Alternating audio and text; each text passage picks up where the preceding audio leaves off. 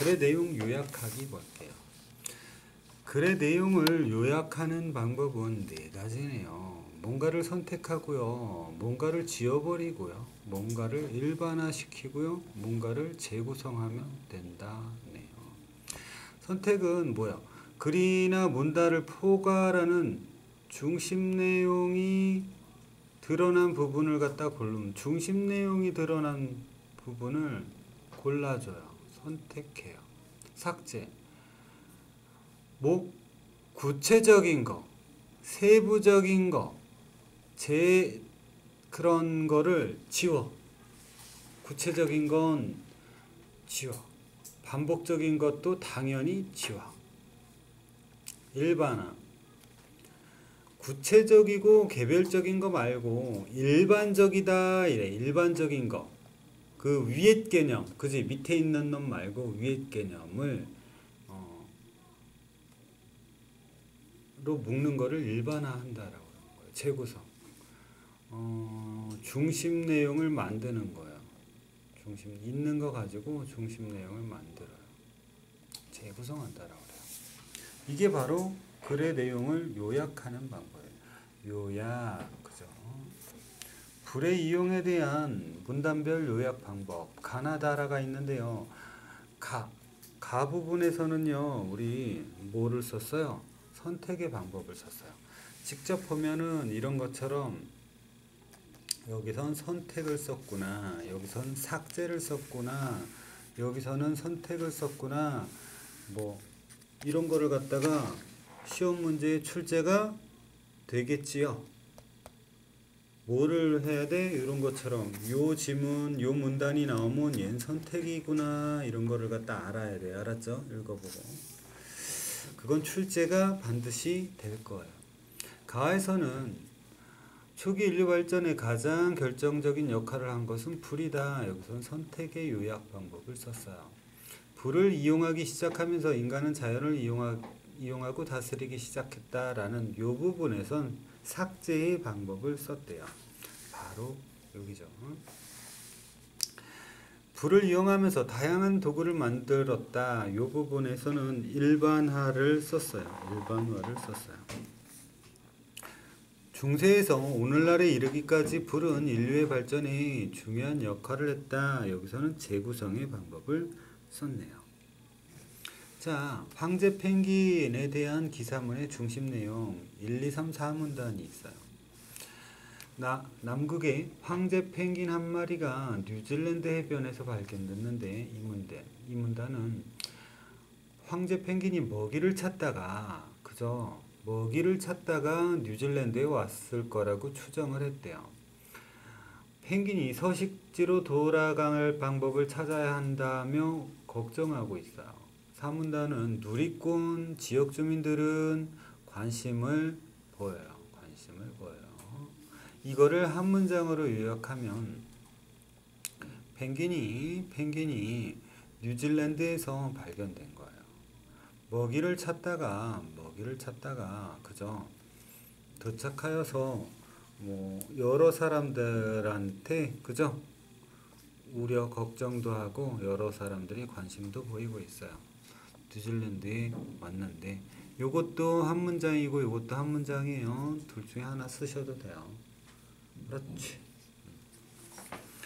황제 펭귄 기사문에 대한 이 새끼의 요약 방향을 보도록 할게요. 준석이는 1에서 3문단 중 특성에 주목할 것이고요. 특성을 알아보고자 했으니까 얘는 특성을 알아보고자 한 놈은 유죠. 그 다음에 지수는 황제 펭귄이 뉴질랜드에 있을 때 생길 문제 3문단을 아마 주목할 거예요. 요거. 그래서 요약하는 거는 글을 읽는 목적에 따라서 그 사람에 따라서 틀려지죠. 읽은 목적이 틀려요. 얘는 이걸 알아보고자 했고 얘는 이걸 알아보고자 했기 때문에 요약 내용은 틀려져요.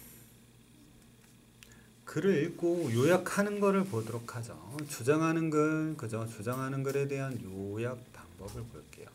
한옥에 대한 글이 나왔는데 요걸 요약할 거예요. 처음, 중간, 끝이 있어요. 자, 가랑 나는 삭제. 그죠? 요건 선택을 썼네요. 한옥에 대한 잘못된 시각 때문에 한옥이 사라지고 있어요. 전통 가옥인 한옥은 한국인 정신세계를 잘 반영하는 가치 있는 존재예요. 한옥은 사람들에게 편안함을 느끼게 하는 인간적인 집이에요. 한옥에는 한국의 건축미가 담겨져 있어요. 그렇기 때문에 한옥에 대한 아름다움에 알아보려는 목적으로 쓸 때 라가 초점이 되겠죠. 한옥에는 과학적 지혜가 숨어 있어요. 그래서 한옥의 과학적 우수성을 설명하는 목적으로 쓸 때는 이 바로 마가 초점이 될 거예요. 한옥의 가치를 알고 이를 계승 발전시켜야 한다라고 주장하는 글이 있어요. 이걸 요약하는 거 볼게요. 이야기로 된 글에 대해서 이번에는 이야기를 요약할 거고요. 아까는 주장하는 글을 요약할 거예요. 미련한 소금장수 아들 이야기. 사건 전개에 따라서 정리했네요. 자, 미련한 소금장수 아들이 소금 팔러 가요. 광부들이 일하는 곳을 들쑤시다가 소금을 팔지 못하고 돌아와요. 혼인을 하는 곳에 가서 땅을 파다가 소금은 팔지 못하고 욕만 먹어요.